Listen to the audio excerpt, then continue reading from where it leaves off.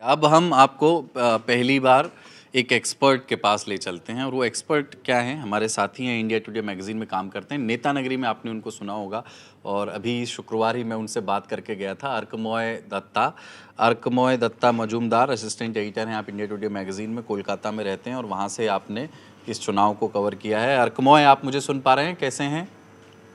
जी अच्छे हैं। आप कैसे हैं कुलदीप? मैं एकदम ठीक हूँ। कोलकाता का माहौल क्या है, कहाँ जश्न हो रहा है और एक ओवरऑल एक फीलिंग क्या है? आप बाहर सड़कों पर देखें तो वो किस तरह का फीलिंग है?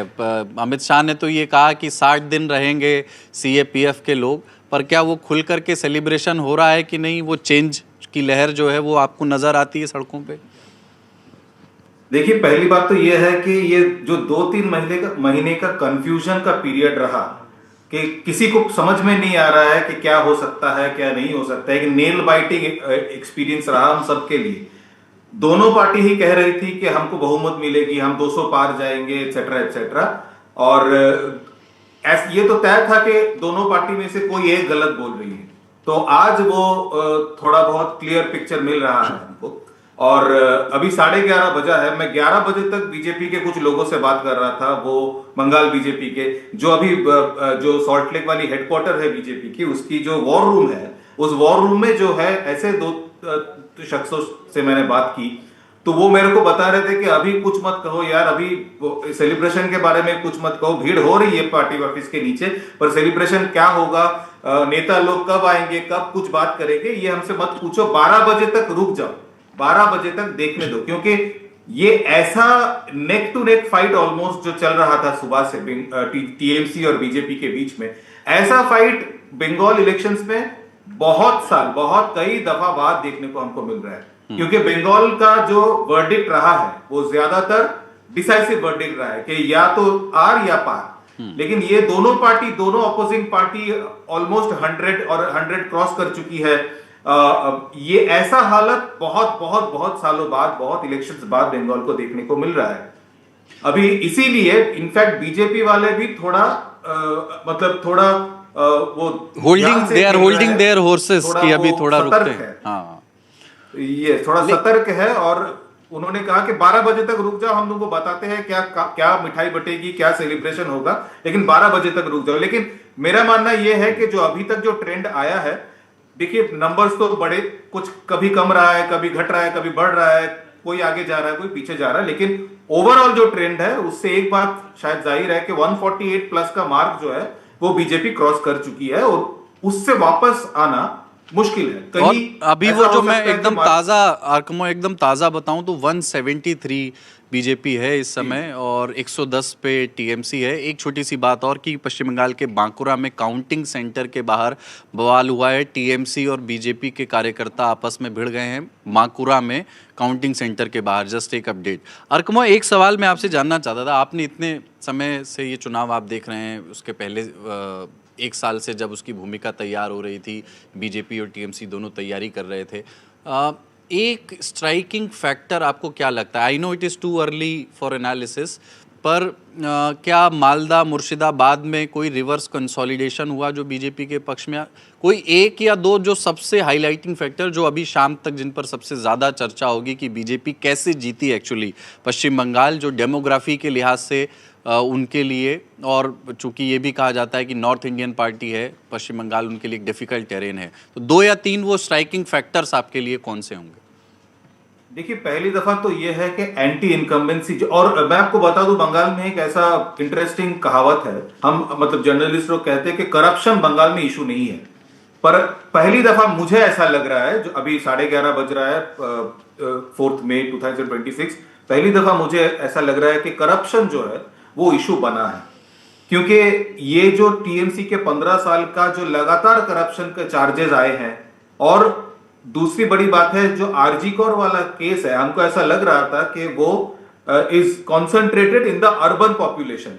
हो सकता है कि वो जो महिला सुरक्षा का जो मुद्दा है वो रूरल एरियाज में भी परकुलेट उसको किया है।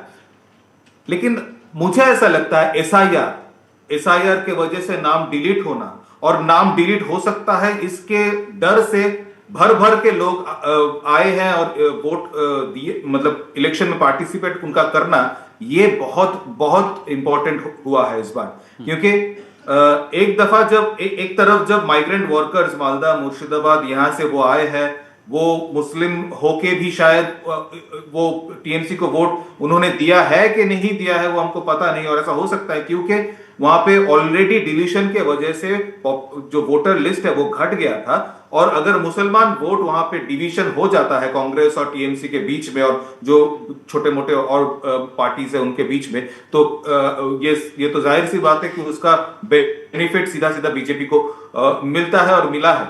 और ये जो अर्बन जो एक एंगस्ट है टीएमसी के खिलाफ, जो अर्बन गुस्सा है टीएमसी के खिलाफ के यहाँ पे सिविक कम्युनिटीज खराब था, यहाँ पे रास्ते खराब थे, और ये भी गुस्सा था कि हम टैक्स पेयर है, हम मिडिल क्लास है, आप हमसे पैसा लेते हो, टैक्स लेते हो, और वो जाके आप लखीर भंडार में देते हो, वो गांव में देते हो, हमको कुछ नहीं मिलता है। ये भी एक गुस्सा अर्बन पॉपुलेशन में था, डॉक्टर्स में था, वकील्स में था, आईटी प्रोफेशनल्स में था।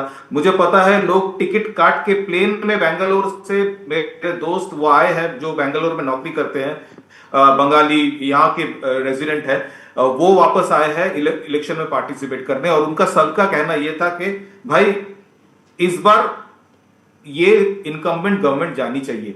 और मैं आपको मेरा ऐसा मानना है कुलदीप, मैं आपको बता दूं कि ये जो बीजेपी के पक्ष में जो वोट गया है ना, मुझे ऐसा लगता है कि वो प्रो बीजेपी वोट से ज्यादा एंटी तृणमूल या एंटी ममता वोट है। उसमें एक लार्ज हिस्सा लेफ्ट वोटर्स है जो 2019 के आसपास से ही बीजेपी को वोट करना चाहती है, क्योंकि उनका मानना यह है पहले ममता हटाओ, फिर हम अपने पार्टी को वोट दे सकते हैं, वापस आ सकते हैं।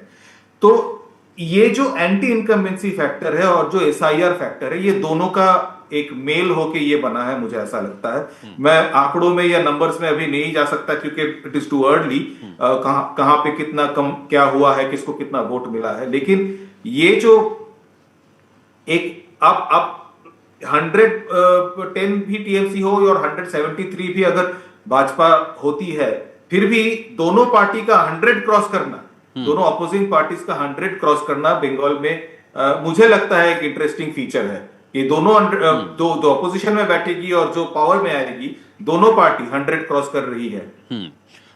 अमित शाह ने वहां पर कैंप किया अरकमोय, और उनके कैंप की बड़ी चर्चा रही कि उन्होंने पश्चिम बंगाल में संगठन के स्तर पर, रणनीति बनाने के स्तर पर सीधे वहीं रह कर के निर्देशित करना चुना, कि वहीं से डायरेक्टिव्स, वहीं से निर्देश दिए जाएंगे। और उन्होंने ये जिम्मेदारी ये खुद स्वीकार की कि हो सकता है बीजेपी हार भी सकती थी, और उस हार का ठीकरा फिर अमित शाह के सिर पर ही आता कि अमित शाह वहाँ रहे फिर भी बीजेपी नहीं जीत पाई। तो अब जीत है तो जीत का श्रेय भी उनको जाएगा। लेकिन उन्होंने किया क्या क्या, अगर आप नुआंस तरीके से बता सकें कुछ स्ट्रेटेजिक डिसीजंस, अमित शाह की दिनचर्या क्या होती थी, किनके साथ बैठक, क्या अलाइनमेंट, क्या क्या वो करते थे? देखिए, जब अमित शाह ने पहली बार जब शुभेंदु अधिकारी के भवानीपुर वाले नॉमिनेशन के रैली के दिन जब उन्होंने घोषणा किया कि मैं 15 दिन इलेक्शन के पहले यहां रहूंगा, तब हमने ये जानने की कोशिश की कि सच में क्या गृह मंत्री 15 दिन कलकत्ता में बैठे रहेंगे और मतलब बंगाल में रहेंगे फॉर द इलेक्शंस। तब हमको ये बताया गया था कि नहीं, 15 दिन वो नहीं रहेंगे। एक्चुअली में जो होने वाला था कि वो इतना टाइम बंगाल में स्पेंड कर रहे थे in his meetings, in his public meetings, in his political party meetings. एक रात आते थे, वो रह जाते थे, फिर सुबह 3 मीटिंग करते थे, फिर रात को वापस जाते थे, 2 दिन बाद वापस आते थे। तो वो कुल मिला के 15 दिन हो जाता था। अगर वो एक मतलब लास्ट के जो 7 दिन वो एक कंटिन्यूअस रहे हैं, अगर वो भी नहीं रहते तो इतनी दफा वो आ रहे थे, नाइट स्पेंड कर रहे थे कि टोटल वो 15 दिन से ज्यादा ही हो जाता। लेकिन जब वो फाइनली हमको ये पता चला कि वो एक दफा 7 दिन टोटल मतलब बिना बंगाल से बाहर गए यहीं पे रहेंगे, तब मुझे ऐसा लगता है कि जो पार्टी कार्डर्स है, जिनको 2021 का ट्रॉमा है कि पोस्ट पोल वायलेंस में हमारे साथ क्या हुआ था, कितने लोगों को घर से बाहर निकल के घूमना पड़ा था, घर वापस नहीं आ पाए थे वो 2-3 सालों तक, 1 साल तक या 2-3-4 महीने तक, और जो हत्याएं हुई थी एलिगेशन आती है, जो रेप हुआ था एलिगेशन आती है, वहां से पार्टी का मोराल को बाहर निकालना कि क्योंकि हमेशा एक डाउट, मुझे ऐसा लगता है कि एक डाउट बीजेपी वर्कर्स में, इनफैक्ट नेताओं में भी हमेशा रहा था कि क्या हम सच में बंगाल जीत जाएंगे, क्या हम सच में बंगाल जीत जाएंगे, ऐसा हो सकता है हम बंगाल जीत जाएंगे। तो वो डाउट क्लियर करने के लिए और मोरल हाई करने के लिए अपने वर्कर्स का उन्होंने ये डिसीजन लिया होगा मुझे लगता है। और वो कई दफा मीटिंग करते थे जब वो यहाँ पे थे। पर मैं अमित शाह के साथ साथ दो तीन व्यक्ति का नाम यहां लेना चाहूंगा। एक है सुनील बंसल जी, एक है भूपेंद्र यादव, और भूपेंद्र यादव के साथ जो विप्लव देव थे वो।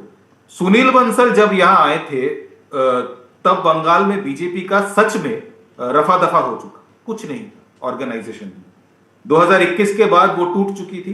2023 के फिर भी 2023 का जो पंचायत इलेक्शन है तब उसको वोट मिली थी, सीटें मिली थी, लेकिन 2024 में फिर उसको धक्का मिला जब उसके मतलब it's tally went down from 18 to 12।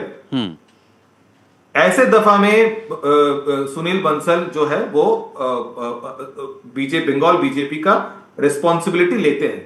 क्यों मतलब कैसा रिस्पॉन्सिबिलिटी लेते हैं? कैलाश विजयवर्गीय जो उनके पहले यहाँ पे इंचार्ज थे, वो जब चले गए थे 2021 के सेकंड में जब रिजल्ट आउट हुआ था, वो यहाँ से मतलब 12 बजने के बाद वो निकल गए थे और कभी वापस नहीं है।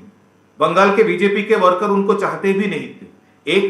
मुझे पता है कि एक वर्चुअल मीटिंग में वो जब मतलब रिजल्ट 2021 के रिजल्ट आउट होने के 2-3 महीने बाद एक वर्चुअल मीटिंग हुआ था जब किसी को बताया नहीं गया था कि कौन मतलब वक्तव्य रखने वाला है, कौन बोलने वाला है।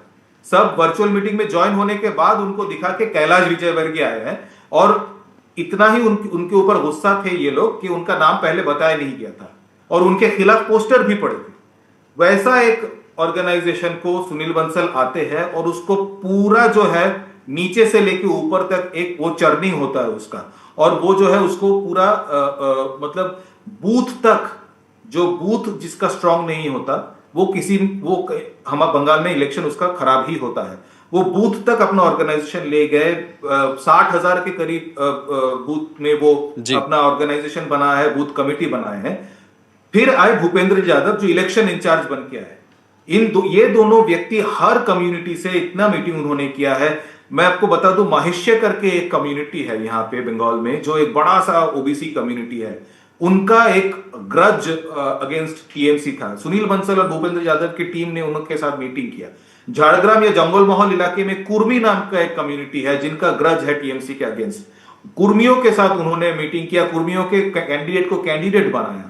गोप यानी गोप या सदगोप, ये दो यादव कम्युनिटी है बंगाल के, उनके साथ मीटिंग किया, उनको कन्विंस किया। और मुझे ऐसा भी लगता है कहीं जाके ये महिलाओं को भी कन्विंस करने में कामयाब हुए हैं कि अगर बीजेपी आती है तो आपको ये 1500 के जगह 3000 का मंथली अलाउंस तो मिलेगा ही, लेकिन भाजपा एक ऐसा इकोसिस्टम बनाने में कामयाब रहेगी जो आपके जो हस्बैंड्स है, भाई है, पिता है, जिनको बाहर जाना पड़ता है काम करने के लिए, आपके साथ वो रह नहीं सकते, वो पलायन रुकेगा, वो वापस आएंगे। तो ये सब मिला के मुझे लगता है भाजपा कामयाब हुई है। ठीक है यार, बहुत बहुत शुक्रिया।